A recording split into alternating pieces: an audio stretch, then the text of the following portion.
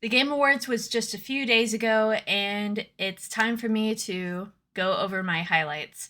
I was going to make this video a little bit earlier, but I've kind of had a really sore throat.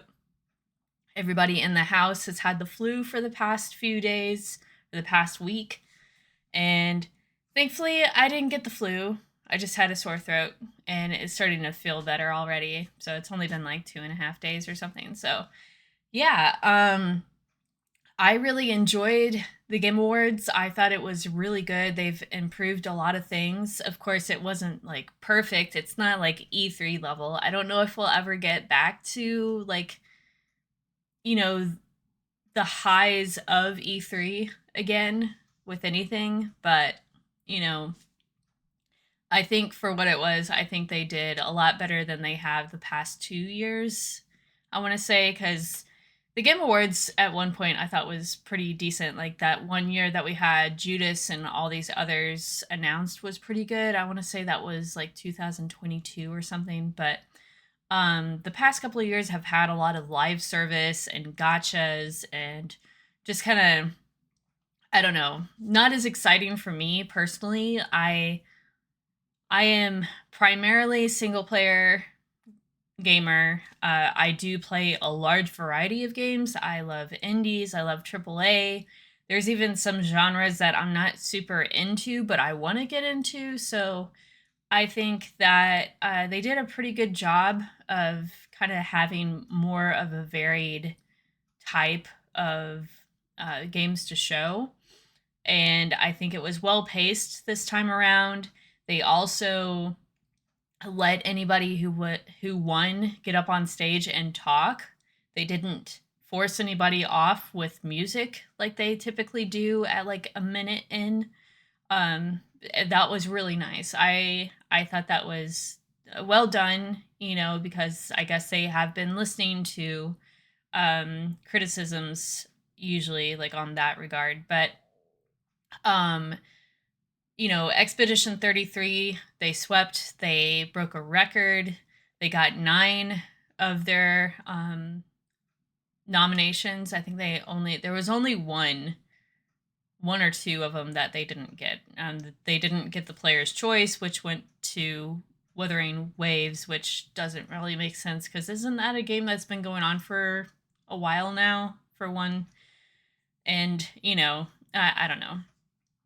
Uh, people like gotchas, that's fine, whatever. But and then it did not win for audio design, which makes sense. I like the audio design of Clair Obscur, but I think the soundtrack is definitely top notch on Clair Obscur, but I wouldn't say the audio design, which is a different type of audio. I don't think that one really went as deep as probably some of the others. And I'm not a Battlefield player, but I can imagine that it did probably deserve its win. So I was actually pretty satisfied with all the wins. I thought VR, The Midnight Walk, I really enjoyed The Midnight Walk. I did not play it in VR, but I can imagine that it was pretty well done in VR.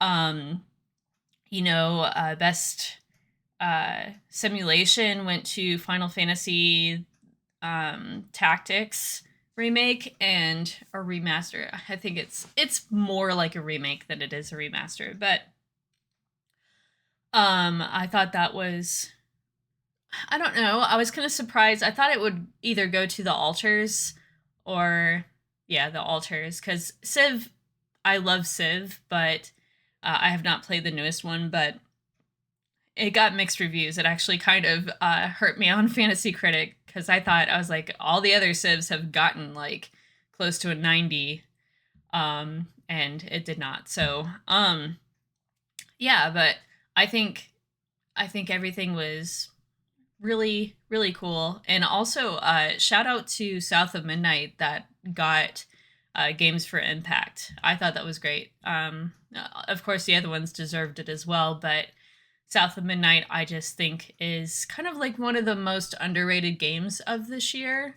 Uh, for me personally, I thought it was a really, really good game. But yeah, Jennifer English, her speech was really good. she's I love the interactions between the voice actors because um they're so they're great sports. They're so encouraging of one another, and they're just it's really nice to see because you don't always see that, especially like at Oscars and Grammys and stuff. You see, for the most part, people are nice to each other, but there are some times when people are like, "Oh, I deserve this." Award over you, and everybody gets a little pissy, and everybody was, you know, happy for each other when somebody else won and they didn't. I thought that was really cool. Everybody's got good friendships, relationships, and yeah, it's really sweet. Um yeah, but onto the games that I really enjoyed. Thankfully, like I figured out how to do the the chapters or whatever on this, so you can skip ahead if you don't want to listen to me ramble about what I thought of the Game Awards overall, but I would give it probably a B. Anyway, on to the games. This was in the pre-show. I always watch the pre-show because there are some games that get announced in there that are not shown anywhere else. So sometimes they're smaller games, but I like AA, AAA, indie. It doesn't matter. If they're good games, I want them. Bradley the Badger. So this is a 3D platformer, and you play as a badger, and it looks like it has this kind of like weird dimensional thing where you're actually a person who's played by Evan Peters. And funny story, I partied with Evan Peters. I've met him twice. Back in 2018, my friend won some tickets from MoviePass, and we ended up going to the red carpet premiere of American Animals, which had Evan Peters, had what's his name, Barry Keoghan. There were quite a few others that were. I think Barry Keoghan wasn't really that popular at that time, but now he is. Yeah, and we went to the red carpet premiere and hung out with Bill Ellis or Bob Ellis, Tracy Ellis Ross's father, and Diana Ross's ex-husband, ex-producer. He was talking to us for like a good 30 minutes and hanging out, and I had no idea who he was until he left. So I was like, oh. My friend was like, hey, guess who this actually is? Like, oh. But anyway, there was an after party after that, and it was really intense. It was, just like you think, like hors d'oeuvres on trays, free expensive drinks, big balconies. It's just kind of like what you see in the movies, but everybody's super sophisticated and actually really nice. So it was odd partying with like famous people, but yeah, it was a really cool experience. One of my most favorite like experiences from the past like decade. So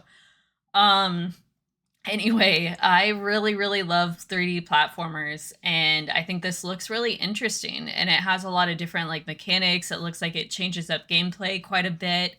A lot of like puzzles and like rolling around and stuff, but it has kind of like similar humor to maybe Conker's Bad Fur Day. So yeah, I'm definitely interested in Bradley the Badger. So that's really the only thing that I was kind of distracted with the pre-show because I had some other things I was trying to multitask. I was running behind. So there were probably other things that I missed that I did not write down. So I usually take notes when I watch these sorts of things just in case. So the Game Awards, when it started, I don't know if was this the first thing that was shown? Star Wars Fate of the Old Republic. When it came on, I was like, okay, we got a new Star Wars game. We got a new Star Wars game. Disney, Star Wars aside, and all the TV shows, whatever, the original trilogy is one of my favorite, like, movies, like, as a whole, I guess, as a trilogy. I don't know. of all time. I just, as a child, I was really restricted. I could not watch a lot of anything that was even PG, but I was able to watch Star Wars, the original trilogy, and I would watch it probably, I want to say at least once a week growing up. I loved it so much, and I still do. And just one of the greatest, like, I guess, collectives of film um ever made, really. And like, there's some people who don't really like Star Wars, whatever, whatever. But The Empire Strikes Back especially is my one of my favorite games or favorite movies of all time. And I did not play Knights of the Old Republic growing up. I was also restricted on games I could play. I had to I had to find my Shadows of the Empire game. Was always hidden away from me because it was rated T for teen, and my dad would hide it from me. So I knew where it was, but yeah, so I could not play Knights of the Old Republic growing up. Um, and I recently tried to go back to it, but it was a little janky, and I wasn't too sure about it. But I am very excited for this. I think it looks really good. We could use like a really, really good Star Wars RPG like this right now. And I love the Jedi games. I really do. Some people, are mixed on them for whatever reason, but I've not played through Survivor yet. But I love Fallen Order. I thought it was really good. I actually really like The Force Unleashed too, even though it has some jank. I think Starkiller is one of the coolest villains slash, not of all time. I think he's just one of the most powerful characters in Star Wars, even though it's not canon. I don't care. Like, he just snaps shit out of the sky in half. Like, it's just, he's so cool. But, yeah, Star Wars Fate of the Old Republic, I can't wait. They did say, I think they just started working on this, so it's going to be some time. But the developer who originally worked on Knights of the Old Republic and Mass Effect, he said it's going to be earlier than 2030, so don't worry about that. So it could be 2029, but the years go by so fast anymore. It'll be over before we know it. So I'm all for it. I love that these like old, like ex-devs from old studios or studios that have kind of gone under a little bit or are in, having trouble right now, like Ubisoft. A lot of these ex-devs are like starting to form their own studios and are making some really impressive things. Like, I'm also excited for the new Blood of the Dawnwalker, which is ex-Witcher devs. I think that looks really cool. It's like vampires and stuff, but Witcher, But the next game that was really exciting for me was Divinity. Of course, I got this spoiled for me about the statue or whatever, but I've never played any Divinity games. And I still have yet to play through Baldur's Gate 3, and I really, really need to. It won for a reason, I just, my sister is obsessed with it. She met all the actors and stuff. I went with her, but I didn't really go up and meet them. And Jennifer English wasn't one of the actors that was there, so but back then I probably wouldn't even have met her, and now like she's so cool. I want to play everything she's in because I think she's awesome. But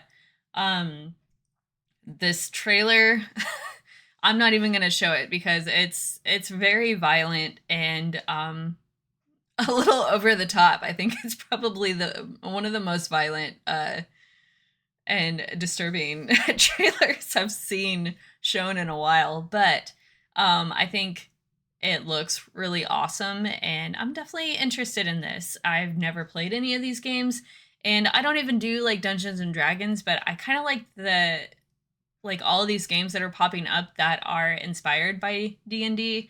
And of course you've got also like film and stuff like Stranger Things and stuff, and I love Stranger Things, so I love the idea of it. I've just never, I don't know if I would enjoy doing actual D&D, but I like everything around it. So definitely interested in that.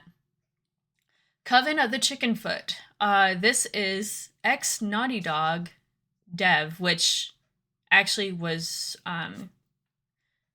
they said ex Naughty Dog dev, but it's actually the co-founder of or the co-creator of like uh The Last of Us and Uncharted, I want to say.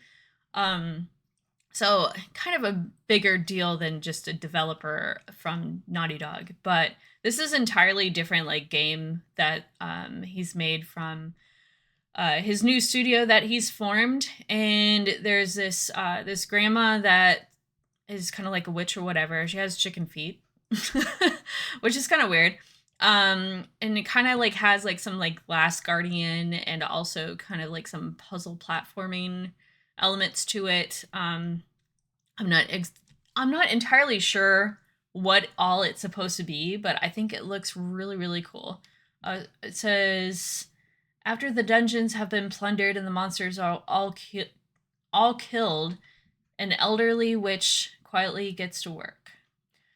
Yeah, so she's an elderly witch that's trying to find her place or something. I guess I have no idea. But anyway, the next game, thankfully, I did not get this spoiled for me. I don't know how I avoided it. Thank goodness I was behind on Kind of Funny, because I love listening to or watching Kind of Funny games podcast.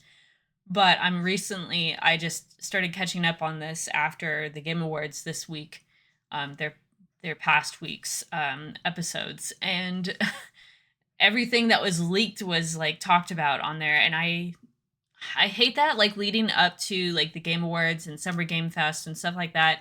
I like to be surprised in the moment when it happens. I do not want to like see any leaks at all. I don't want to see them, and it's really hard, especially since like I'm in like a lot of like gaming communities and I run a bunch of things, that it's hard to avoid these things sometimes. But thankfully, I did not have it spoiled that Leon's going to be in Resident Evil Requiem. I thought that was really cool. I was like, whoa, whoa, whoa. I did not expect that at all.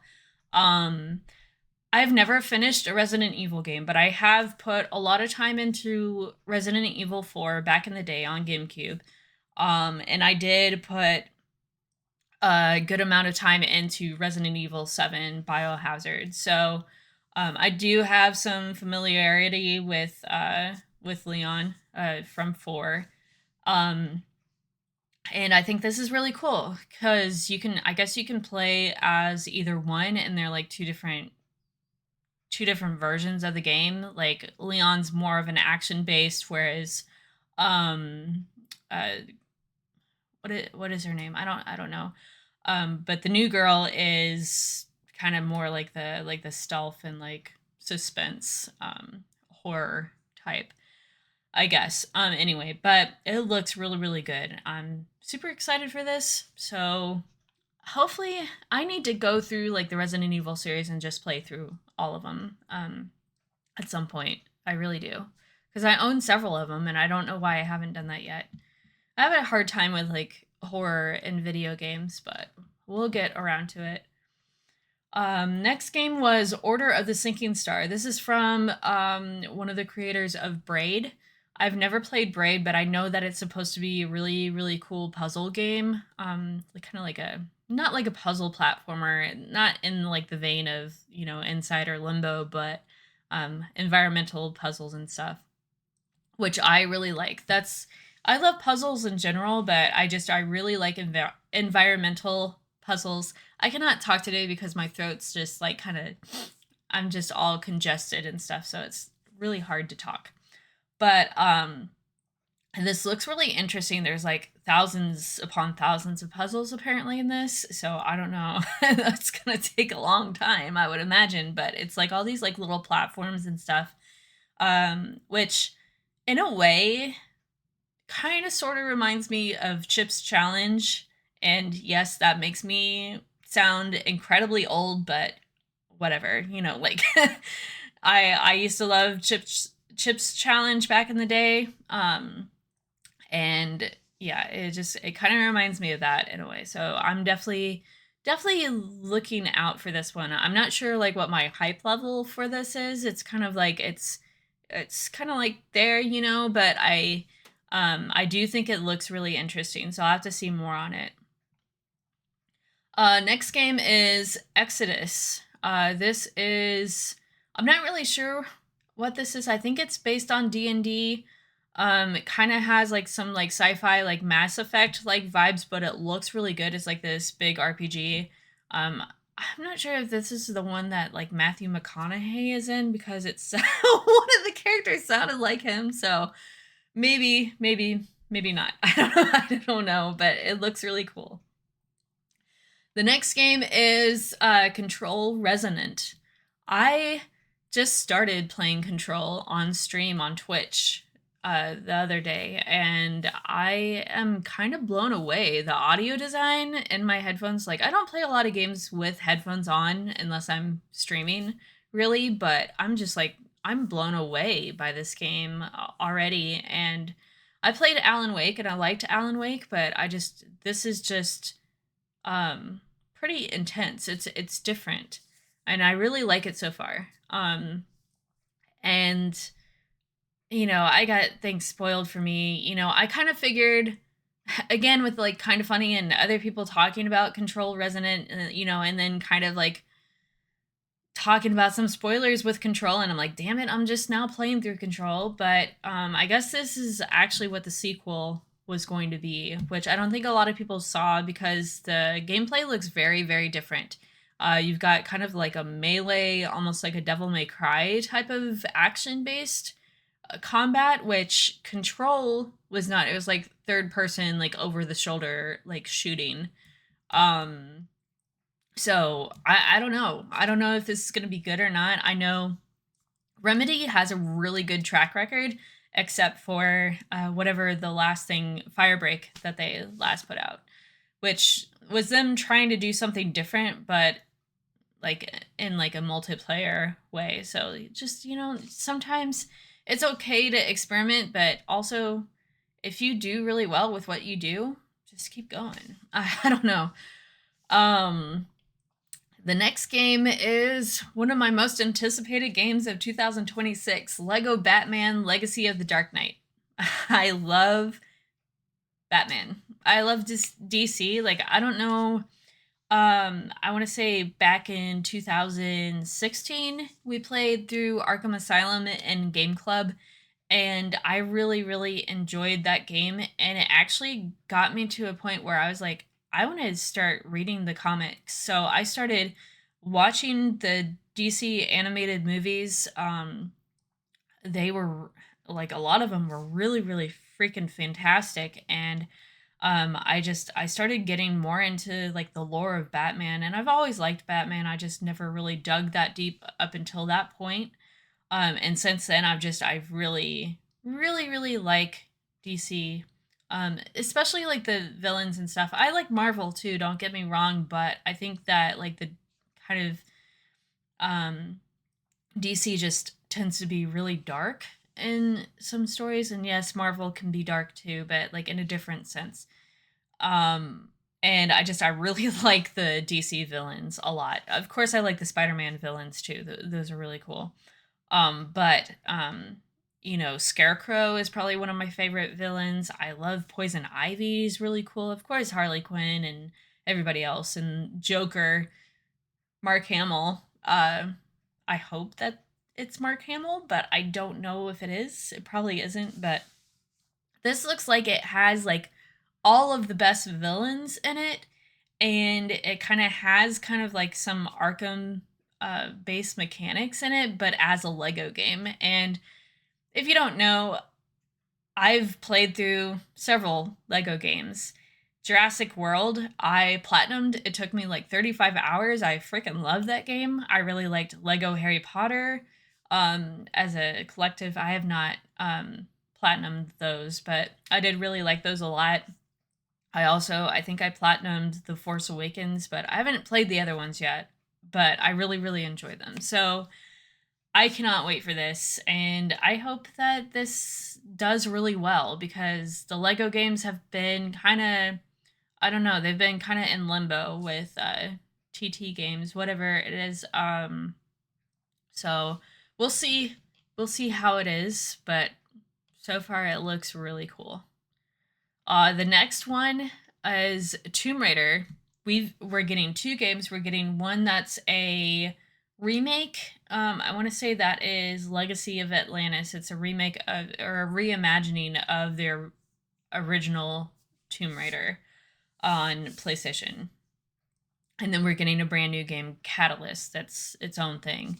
I think this is a full new like reboot. Of course, Amazon Prime owns Tomb Raider now, so that's a little bit concerning, and there's been a lot of things going on with Crystal Dynamics, but one of the things that really, really surprised me with this is that I saw the name Flying Wild Hog on this, and it may not excite anybody else, but Flying Wild Hog made the new Shadow Warrior reboots, and Shadow Warrior is like my Doom. We played through it in Game Club, and I'm like, this game is freaking fantastic. I freaking love this game. It's one of my favorite first person shooter games of all time now. And I have not played 2 and 3 yet, but seeing their name on there and that they're working alongside Crystal Dynamics, I'm like, this could be really cool. Like, I don't know. And then this also, nothing against the Tomb Raider reboot, the last trilogy. I like those quite a bit, but I don't like them as much as I feel like I should. Especially Rise of the Tomb Raider. I was kind of mid on that, honestly. The first game I really liked. I've not played Shadow yet, but Rise of the Tomb Raider just kind of, I don't know, kind of fell apart for me in places, and I feel like it's trying to be Uncharted, and it is not even close to being Uncharted. I know Tomb Raider came first, whatever, but you could also say that Indiana Jones came first, so, whatever. But I just, I don't know, like, this looks more like how Tomb Raider used to be, kind of, and I'm okay with that. I don't mind them, like, trying to do other things, but you've got dinosaurs, running after you, like, of course. But yeah, I'm excited for these. We'll see how they are. I will say some of the images looked a little skeptical. I don't like AI being used, like generative AI being used in things in video games and like creative forms. Of course there's like the tools and stuff that whatever, but yeah, I'm not a fan. So some of it looked a little sketchy. So and with it being Amazon, I'm going to go in with an open mind and kind of be wary of things. But I am excited, and we'll see where it lands when it actually releases. 007 First Light. I am looking really forward to this. I really loved James Bond games back in the day, and we have not had any James Bond games in a long, long time. They had Lenny Kravitz come out on stage, and they showed like some, I don't know if it's like extra content or something with him, but yeah, it looks pretty cool. I'm gonna, again, go in with an open mind and, not get my hopes up on it, but I think it does look cool, and I'm ready for James Bond. So we'll see how that goes. Next game is Saros. I have not played through Returnal, and I really, really need to because I bought it alongside with my PS5. Like as soon as the PS5 was available that I could get it, I bought Returnal, but I still have not even opened the game, and it's a roguelite. I love roguelites, so why have I not tried it? I think it's a little intimidating for me to like start for some reason, and I'm not sure why, because like I love the idea of it, and I have this feeling that I'll really like it, but I'm also a little bit like something's pulling me back. But that's been the same situation with Control for a while too. So I think Saros looks really, really cool, but I'm gonna have to play Returnal first, so we'll have to wait until that happens. Next game. Star Wars fans are eating good. We've got Star Wars Galactic Racer. This is from previous Need for Speed and Burnout devs making a Star Wars racing game. Yeah, let's go. Like, this looks so cool. I cannot wait for this, and this coming next year. So, pretty sweet. I don't play a lot of racing games, but there are some that I really like.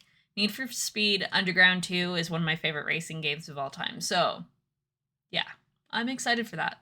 Mix that with Star Wars, we got it.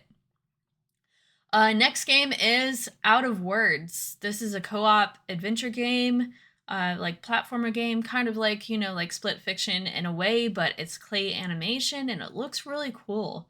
But I don't play co-op games. I don't. It's just, you have to find that one person that's willing to play through the entire game with you. You have to find the time to set aside where both of you want to play. And I'd rather just play through the game and have maybe, like Little Nightmares does, and just have, the AI character or whatever, run through with you. Or have the option for co-op. I don't like co-op only for these types of games. I know that like makes it fun and stuff. Like maybe if I, had a roommate who was a gamer or something, we could play through it, But usually if I want to play with somebody, I want to do it split screen. So yeah, I don't know, but it looks cool. So definitely look out for that, and maybe I'll find somebody to play with. I don't know. The last game is Phantom Blade Zero. It got a release date, and every time I see this game, I think it looks better and better. I think it looks fantastic. I really love the battles that have been shown. All look extremely unique. All the bosses and stuff, and the way that they move, and it looks really cool.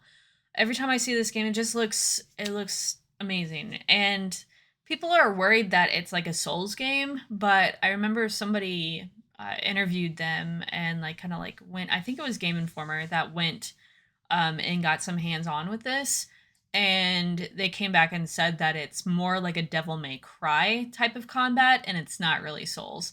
It just looks like Souls. It looks Souls inspired because the enemies and bosses are so intense and unique, and it has that kind of vibe with the aesthetics, but it is not a Souls game from what they have said. So not that that matters, because I would try it anyway. Souls games really don't intimidate me nearly as much as Metroidvanias do. And I'm trying to get into like more of these like more difficult games, especially after I finished egging on. I mean, come on, I can do this, right? Right. I don't know. I liked, what I played of Elden Ring and stuff like that. I only quit because I had some other things that came up because I got pulled away. That happens. It used to happen more often than it does now. Now I kind of like, I keep my focus on the one game until I finish it, unless I'm just really not digging it at the time. So for the most part, there have been exceptions, but yeah, I want to get into more of these types of games anyway, so I'm definitely looking forward to it. And yeah, that's it for the Game Awards, and that's what I really enjoyed. For upcoming videos, I'm going to hopefully go over like my gaming goals for 2026. I've got like some other things that I'm going to start talking about. So I don't know. Hopefully this sore throat goes away soon. It's really kind of annoying because the other day I was going to finish Halo Reach on Twitch, and I did not get to that because my throat was really sore that day. So I was just, but anyway, I hope you guys enjoyed this. Let me know in the comments below which games you liked and what you thought of the Game Awards overall. And I will see you guys next time.